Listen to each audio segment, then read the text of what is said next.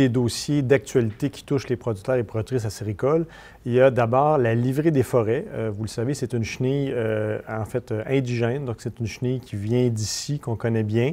C'est une chenille qui a un cycle en fait de défoliation des érablières ou des feuillus en fait, mais entre autres des érablières, un cycle de 10 ans. Et on vient en fait de terminer une épidémie qui avait lieu entre autres dans les Basses-Laurentides et la région de la Naudière. Ce que les données nous informent en fait au niveau du ministère des Forêts, c'est que l'épidémie tire à sa fin et les endroits où il y avait eu beaucoup de défoliation, il y en a moins eu en 2020, il y en aurait probablement presque pas en 2021. Donc, c'est une relativement bonne nouvelle pour les producteurs de ces secteurs-là. Quand même, il faut dire qu'il y a eu de la mortalité. Et ça, c'est assez rare que ça arrive, mais effectivement, si l'insecte, en fait, attaque ces érablières-là plusieurs années d'affilée et que les érables sont dans une situation de faiblesse, et le ministère nous a communiqué des informations sur l'état de sécheresse, en fait, de certains boisés de ces secteurs-là, ce qui aurait causé ou accéléré du moins la mortalité. Donc, on va tenir quand même les producteurs informés. On a d'ailleurs une rencontre prévue au cours des prochains mois pour justement amener de l'information à des producteurs, probablement une rencontre virtuelle.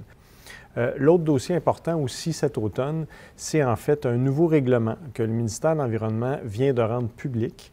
Le règlement s'appelle le règlement sur l'encadrement d'activités en fonction de leurs impacts sur l'environnement. Donc, c'est un règlement, en fait, dont on avait eu copie au début de 2020.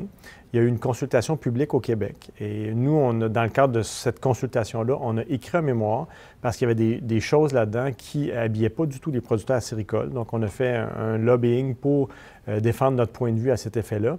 Et là, tout récemment, donc au début septembre, il y a eu la publication finale du texte de règlement.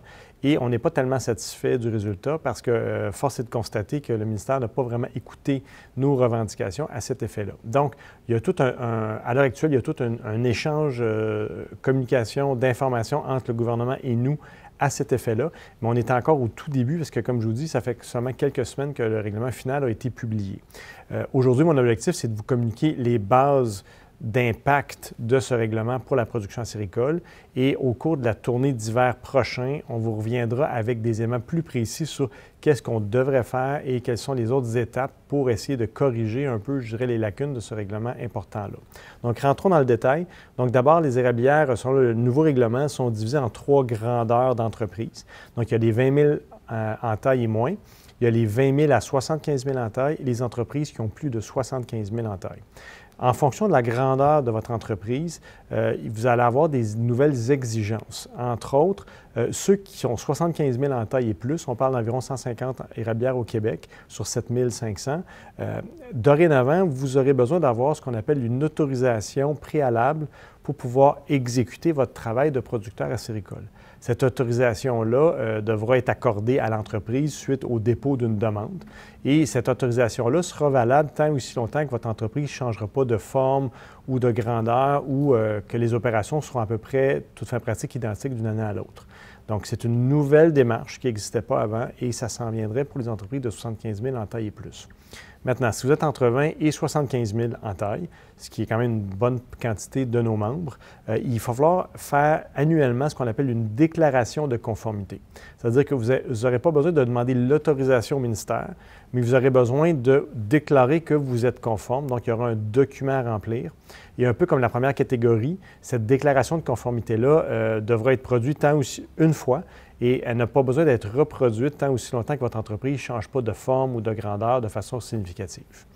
Et pour les entreprises de moins de 20 000 en taille, il n'y a pas de démarche à faire de votre part, il n'y a pas d'autorisation, il n'y a pas de déclaration à faire, mais vous devez respecter des règles qui sont édictées dans le règlement en tant que tel. Donc, vous n'avez pas de démarche. D'ailleurs, c'est la grande majorité des producteurs qui ont moins de 20 000 en taille, mais quand même, il y a des nouvelles règles qui arrivent et ces règles-là, donc, je vous les donne dans le mille. Comme je vous dis, on n'est pas à l'aise avec cette règle-là, mais c'est notre rôle de vous communiquer l'état de l'information qu'on a à l'heure actuelle, c'est tout récent. Donc, les règles, en fait, touchent 2 éléments. D'abord, le rejet des eaux que vous faites et après ça, les bâtiments en soi sur votre terrain. Une chose très importante à comprendre, c'est que ce règlement-là est aussi en lien avec les milieux humides. Donc, il y a une cartographie des milieux humides au Québec qui vient d'être mise en onde au cours de l'année 2020. Donc, ça, on pourrait vous référer sur le site Internet qui permet d'identifier ces milieux humides-là.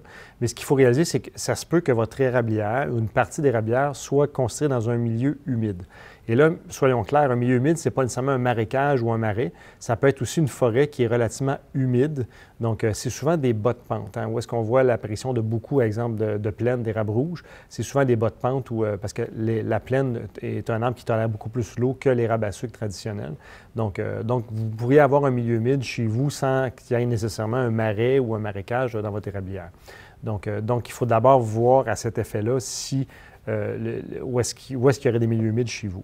Deuxième des choses, quand on regarde le texte du règlement, le règlement stipule que les eaux usées, donc de votre cabane à sucre, ne doivent pas être rejetées dans un littoral, dans une rive, donc ça on parle d'une berge, en fait, d'un cours d'eau cartographié, ou encore ne doivent pas être rejetées dans un milieu humide.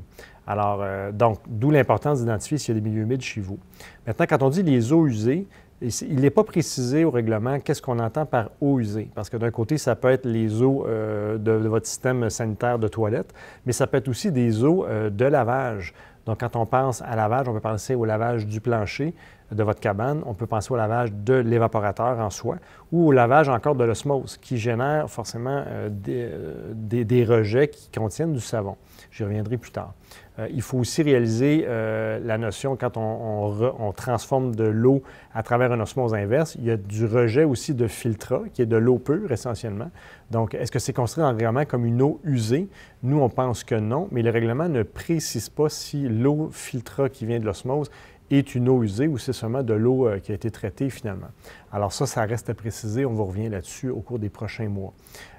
Une chose demeure, c'est que toutes les eaux qui sont rejetées, donc elles doivent respecter un certain niveau de pH, qui est essentiellement le niveau d'acidité ou de base de ce liquide-là.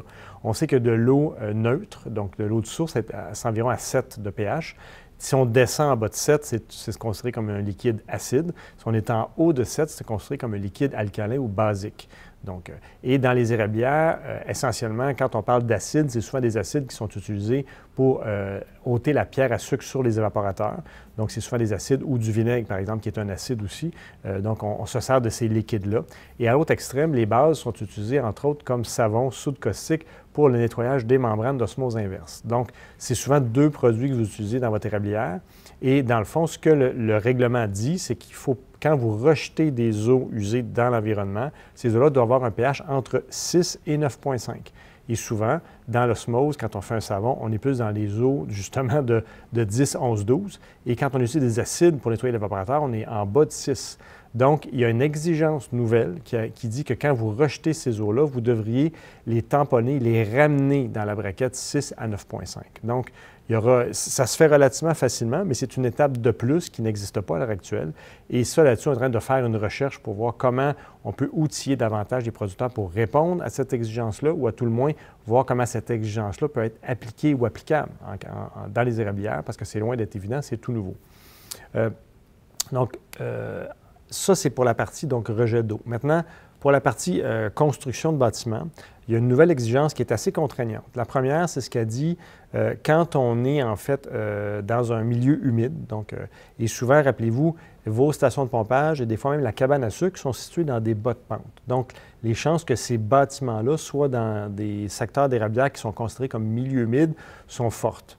Donc, à vous de voir sur la cartographie si c'est le cas ou pas chez vous. Maintenant, quand vous êtes dans ces secteurs-là, le texte actuel du règlement stipule qu'aucune excavation n'est permise.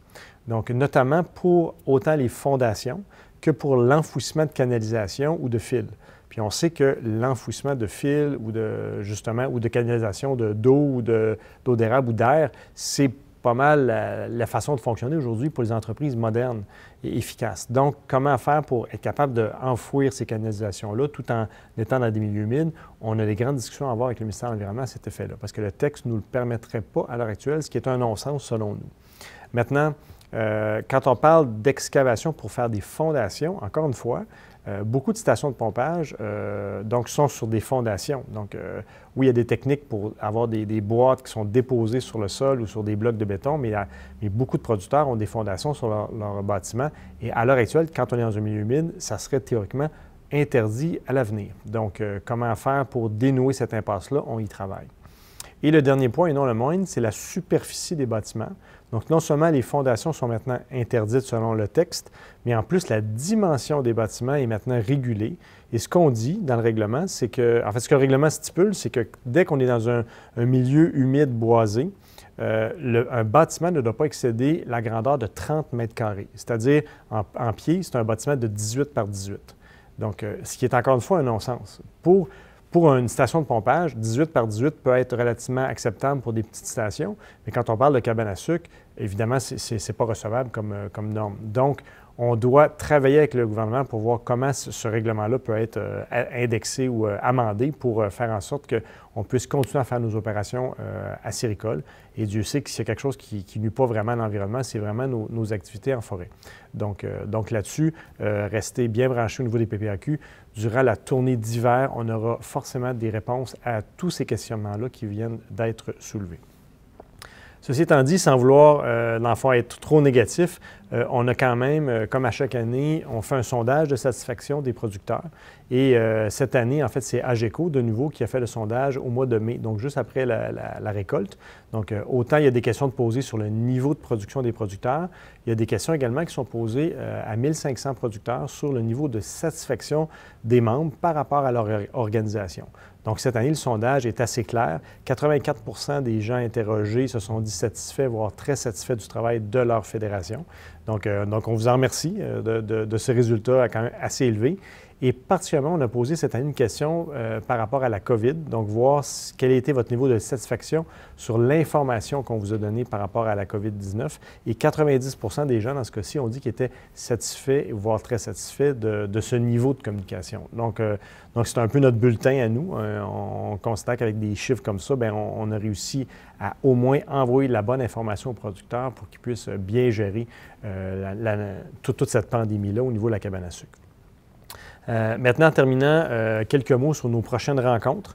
En fait, il y a au cours des prochaines... En fait, actuellement, il y a la tournée des régions. Donc, la majorité des régions vont faire des tournées d'ordre virtuel. Et pour notre Assemblée générale annuelle, elle sera cette année aussi de type virtuel. Donc, soit le 11 ou le 12 novembre prochain.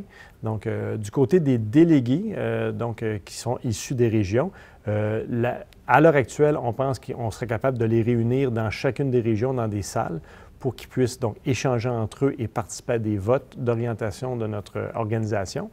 Mais par rapport à n'importe quel producteur, vous allez pouvoir assister pour une première fois à l'Assemblée générale annuelle de chez vous, de votre salon, parce qu'on la tiendrait donc de façon virtuelle.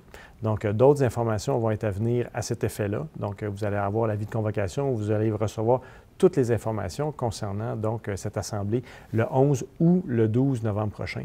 Donc, la date précise va vous être communiquée.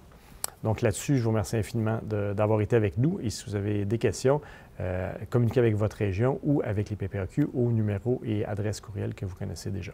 Merci. Au revoir.